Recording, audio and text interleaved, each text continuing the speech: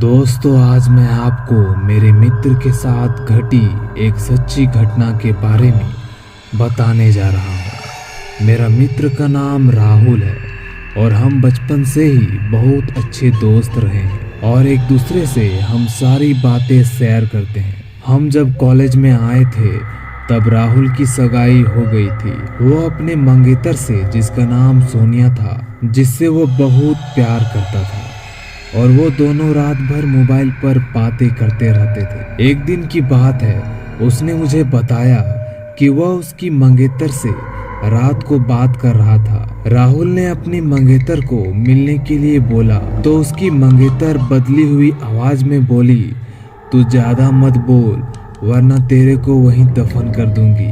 अब राहुल एक बार तो ये सुनकर चौंक गया और फिर सोचा वो शायद मजाक कर रही होगी। फिर राहुल भी उसको मजाक में बोला, क्या कर लोगी तू मेरा, चल देखते हैं। तो वह फिर बोली, आज रात देख तेरे साथ क्या होता है। यह कहकर उसने मोबाइल रख दिया। अगली सुबह जब राहुल मुझसे मिलने आया तो वो अपनी कल रात की बातें बताने लगा। उसने मुझे रात को फोन वाली बात बताई और उस रात उसके साथ जो हुआ वो उसने मुझे बताया। उसने बताया कि रात को 1 से 2 बजे के आसपास अचानक उसकी नींद खुली और उसके सामने एक काला लंबी दाढ़ी वाला आदमी बैठा था। वह बोलने लगा, ले आ गया मैं, अब देख तेरे साथ क्या होता है। उसने राहुल का गला पकड़ लिया जिससे उसकी सांसें रुक गई और राहुल ने उसी वक्त बजरंगबली का नाम लेते हुए हनुमान चालीसा पढ़ना शुरू कर दिया और तभी वह उसके सामने से गायब हो गया। लेकिन मुझे उसकी बातें सुनकर बड़ा आश्चर्य हुआ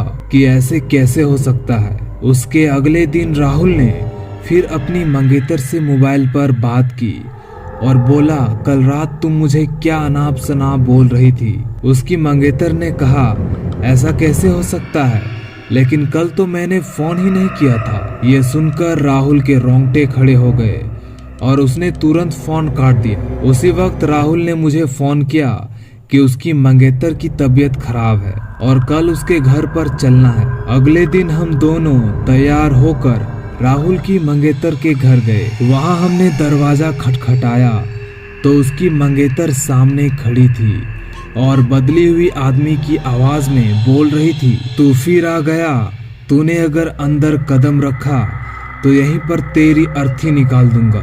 राहुल बोला कि ये क्या बोल रही हो तुम। अब राहुल आगे था और जैसे उसने घर में कदम रखा उसकी मंगेतर ने दीवार पर टंगी तस्वीर उतारकर राहुल के सर पर दे मारी। उसके सर से खून बहने लग गया। राहुल के ससुर और सालों ने उसकी मंगेतर को पकड़कर बिठाया। फिर उसके सालों ने राहुल के सर पर पट्टी बांधी। उसके बाद सोनिया के दादाजी ने जो बताया वह सुन के हमारे रोंगटे खड़े हो गए।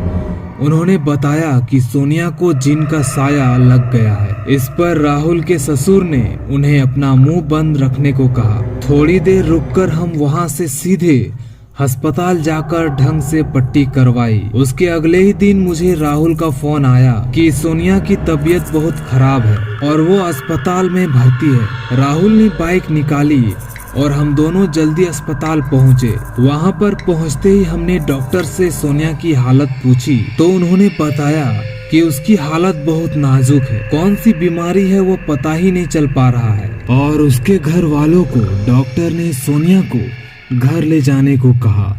सभी हैरान थे कि ऐसी क्या बीमारी है जिसका इलाज डॉक्टर के पास भी नहीं है।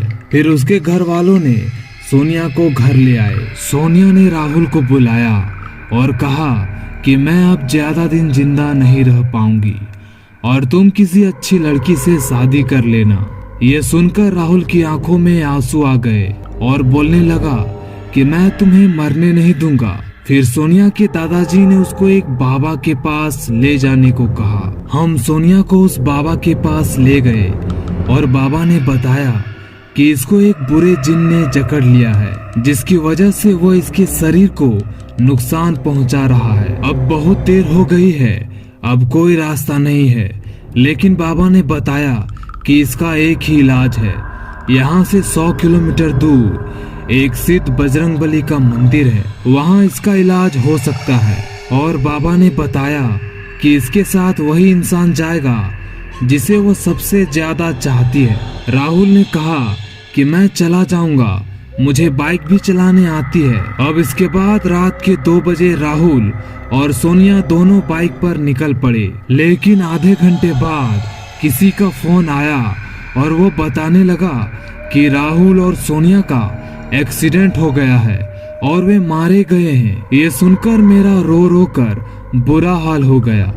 मेरा सबसे करीबी दोस्त अब इस दुनिया में नहीं रहा।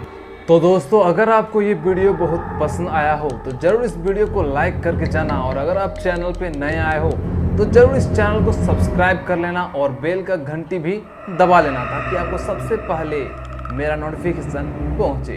तो चलिए हम मिलते हैं अगले वीडियो में।